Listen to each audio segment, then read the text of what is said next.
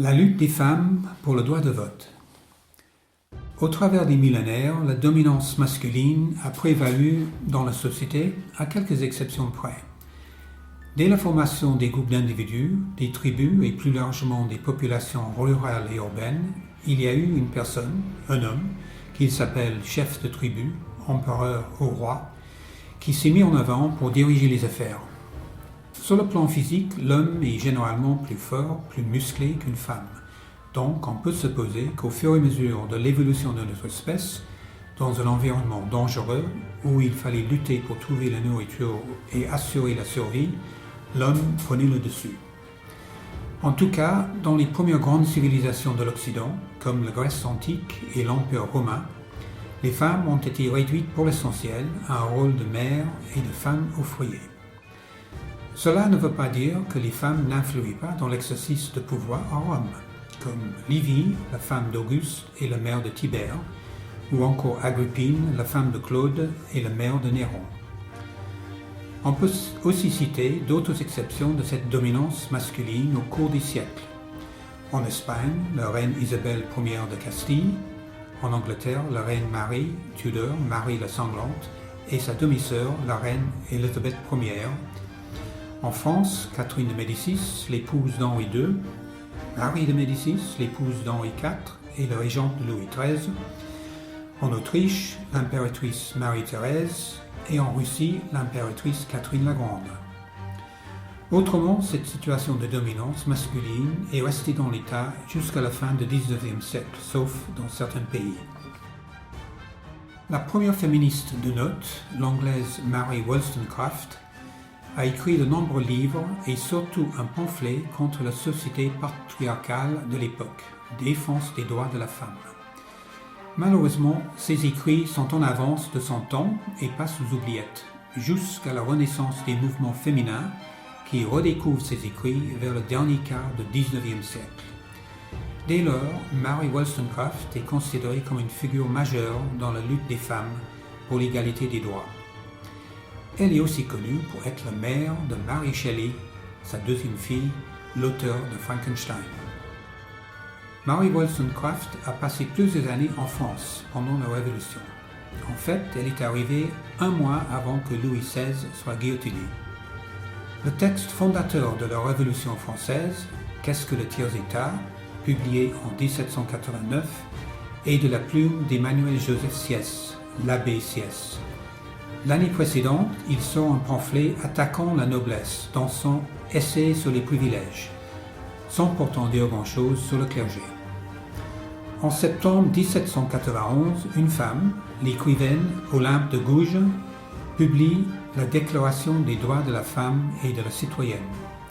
Et il y aura un refus des hommes de la Révolution, et elle passe à la guillotine en 1793. Elle laissera des phrases célèbres. Si la femme a le droit de monter sur l'échafaud, elle doit avoir le droit également celui de monter à la tribune. Le mariage religieux est un tombeau de la confiance et de l'amour. Elle est considérée une des pionnières du féminisme français. 2 mois avant la fin du consulat et la proclamation du Premier Empire, le 18 mai 1804, le Code Napoléon est appliqué dans toute la France. Ce qui nous concerne ici, dans cette loi, est la phrase suivante. Une femme doit obéir rigoureusement à son mari. Le Code Napoléon a été repris par de nombreux pays en Europe et l'Amérique du Sud au cours du XIXe siècle. En France, certains articles n'ont été supprimés que relativement récemment. La fonction de chef de famille a été remplacée par l'autorité parentale en 1970 et en 1975, la loi sur le consentement mutuel a rendu le divorce plus facile. Ce n'est qu'à partir des années 1850 que les femmes dans plusieurs pays, et particulièrement en France, au Royaume-Uni et aux États-Unis, ont commencé à se faire entendre sur leurs revendications. À cette époque, la vie courante des gens connaissait des grands changements. La révolution industrielle, la construction des chemins de fer, la scolarisation ici et là des filles, les avancées de la médecine, les journaux quotidiens et le télégraphe ont tous contribué à élargir les horizons du peuple. Et plusieurs femmes, écrivaines, actrices, musiciennes ont connu une célébrité internationale. George Sand, Jane Austen, Charlotte Brontë, Emily Brontë, George Eliot, Mary Shelley, Louisa May Alcott, Fanny Hensel, Clara Wieck, Sarah Bernhardt et Pauline Garcia. Le terrain devient plus propice en ce qui concerne l'obtention des droits des femmes, mais la lutte sera encore longue. En France, juste avant l'avènement de la Troisième République en 1870, Léon Richer fonde l'Association pour le droit des femmes, avec le but d'obtenir des droits civiques et politiques à leur égard. Dans son travail de notaire, il est révolté par le sort des femmes. Dans le Code Napoléon, les fait des mineurs à vie soumises à leur mari. Bien que les femmes paient l'impôt, elles ne peuvent pas voter. Simone de Beauvoir considère Léon Richer comme le véritable fondateur du féminisme français. Parmi les femmes qui vont adhérer à l'association fondée par Richer, ou qui appuient son travail, il y a Julie-Victoire d'Aubier et Hubertine Auclair. Originaire des Vosges, Julie-Victoire d'Aubier a œuvré toute sa vie pour l'enseignement des filles et le droit de vote pour les femmes. Elle a été la première femme à obtenir le baccalauréat en 1861 à 37 ans et la première femme à être licenciée en lettres à la Sorbonne en 1871 à 47 ans. Arrivée à Paris de son allié natal en 1873, Hubertine Auclair est remarquée par Victor Hugo, président d'honneur de l'Association pour le droit des femmes. Il l'a fait entrer dans son journal, L'Avenir des femmes. Constatant l'immobilité de la situation, elle décide qu'il faut des actions plus radicales. Avec ses amis, elle glisse dans l'assistance lors des mariages et quand la mère lit l'article « Soumission et obéissance à son mari », elle déclenche un chahut monstre. Elle réclame la féminisation de la langue. Le mot féminin n'est pas alors dans le dictionnaire. Sa candidature pour les élections législatives est évidemment rejetée. Avec d'autres, elle poursuit la lutte, mais elle meurt en 1914 avant de voir le fruit de son combat. Quelques bâtiments et une rue dans le 11e arrondissement de Paris portent son nom. Une autre femme, haut en couleur, nous est peut-être plus connue, puisqu'il y a une station de métro parisien à son nom, Louise Michel. Lors des événements de la Commune de Paris en 1871, elle est en première ligne. Pour ses activités militantes, elle sera condamnée et déportée en Nouvelle-Calédonie, où elle arrive après un voyage de 4 mois. Lors de ce voyage, elle fait la connaissance d'autres militants ayant participé à la Commune, ce qui l'emmène à devenir anarchiste. En Nouvelle-Calédonie, elle reprend son métier d'enseignante, particulièrement auprès des enfants des Algériens déportés de leur pays. Elle apprend une des 28 langues kanak et traduit quelques-unes de leurs légendes. Georges Clemenceau a été un grand admirateur de Louise Michel et lui écrivait pendant sa déportation et lui envoyait de l'argent. Après 7 ans, elle a pu regagner la France, où elle reprend ses activités militantes de plus belle. Inlassablement, elle donne des conférences et organise des manifestations à travers le pays et à Londres. Elle est constamment surveillée par la police et emprisonnée plusieurs fois. Militante féministe jusqu'au bout, mais épuisée, malade d'une bronchite, elle meurt de pneumonie en 1905. Aujourd'hui, plus de 190 écoles, collèges et lycées portent son nom. Entre la fin du XIXe siècle et jusqu'après la fin de la Première Guerre mondiale, plusieurs pays ont accordé le droit de vote aux femmes. La Nouvelle-Zélande en 1893, avec les aborigènes, l'Australie en 1901 sans les aborigènes, la Finlande en 1906, le Danemark en 1915, mais pas la France. Plusieurs fois, la Chambre des députés a voté le suffrage pour les femmes entre 1919 et 1940, mais chaque fois, ce vote a été bloqué par le Sénat. Lors de la Deuxième Guerre mondiale, les mouvements de résistance en France se sont penchés sur la question, et l'Assemblée consultative d'Alger a accordé le droit de vote aux femmes de 21 ans le 21 avril 1944, suivant un amendement proposé par le député communiste Fernand Brunier. Ceci était confirmé par le gouvernement provisoire de la République française le 5 octobre 1944. Les femmes de nationalité française âgées d'au moins 21 ans votent pour la première fois aux élections municipales le 29 avril 1945 et lors des élections législatives le 21 octobre 1945. Sur les 586 sièges à pouvoir à l'Assemblée nationale, il y aura 33 femmes élues, c'est-à-dire 5,6%.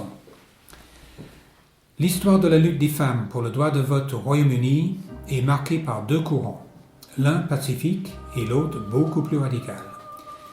Déjà au cours du XIXe siècle, les femmes célibataires avaient obtenu le droit de vote dans les élections locales si elles payaient les impôts. Au cours du dernier quart du XIXe siècle et jusqu'au début de la Première Guerre mondiale, plusieurs lois ont proposé le suffrage féminin sans aboutir.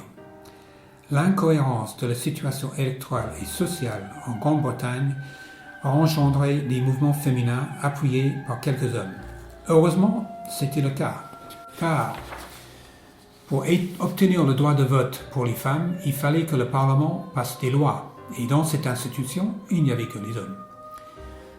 Dans le courant féminin non violent, c'est Millicent Fawcett qui a été le chef de file des suffragistes britanniques pendant 50 ans.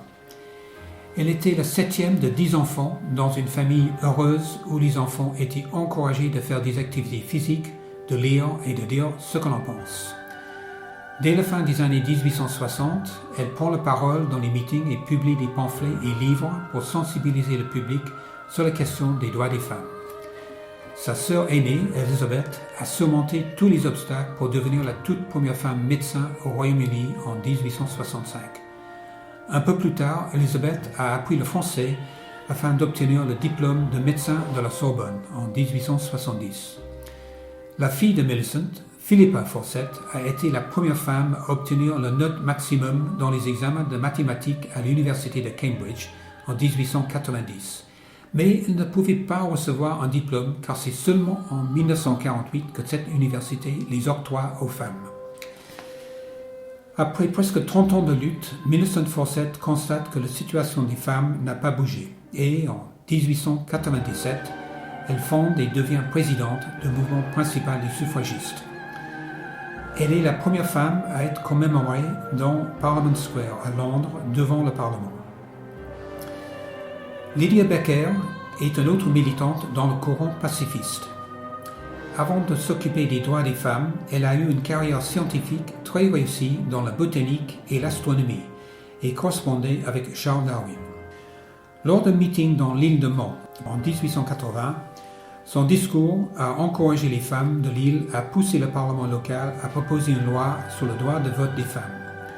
Le gouverneur de l'île, ne voulant pas trop froisser les politiques à Westminster, a limité ce droit aux femmes célibataires et veuves payant de l'impôt et âgées d'au moins 21 ans. C'était une première mondiale. Malheureusement, Lydia Becker n'a pas connu le même succès dans son pays et elle meurt d'une diphtérie à Aix-les-Bains en 1890. En octobre 2019, la voie chemin vicinal 18 dans le 18e arrondissement de Paris prend le nom Allée Lydia Becker. Une autre femme très importante dans la scolarisation des filles et en parallèle pour le droit de vote des femmes est Elizabeth Wolstenholme. Bien que ses accomplissements aient été reconnus à l'époque, elle a été marginalisée dans les écrits de la période jusqu'à récemment.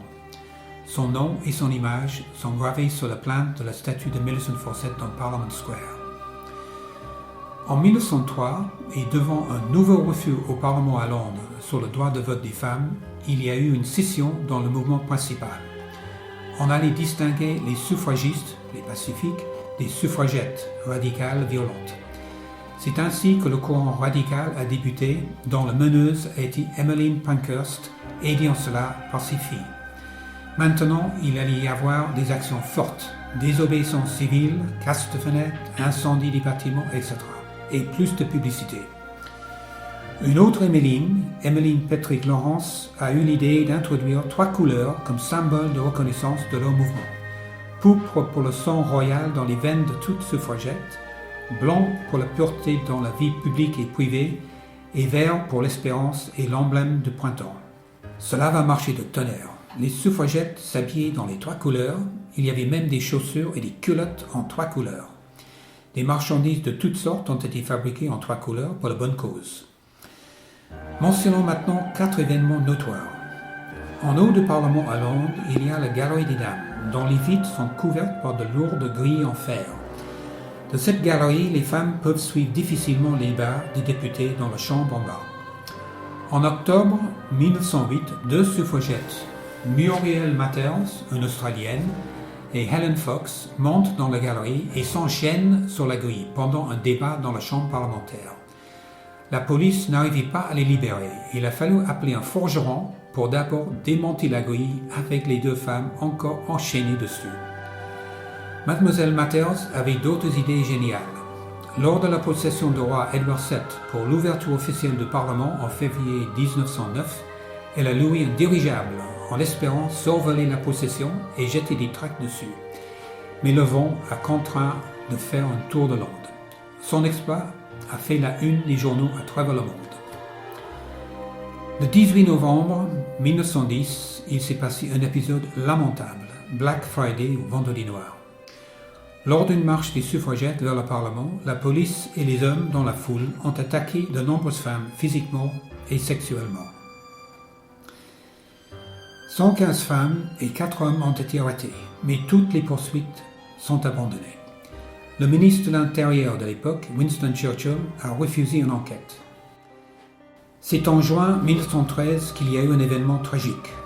Lors de la fameuse course hippique, le Derby à Epsom, la suffragette Emily Davison s'est jetée sous le cheval du roi. Elle est morte de ses blessures 4 jours plus tard.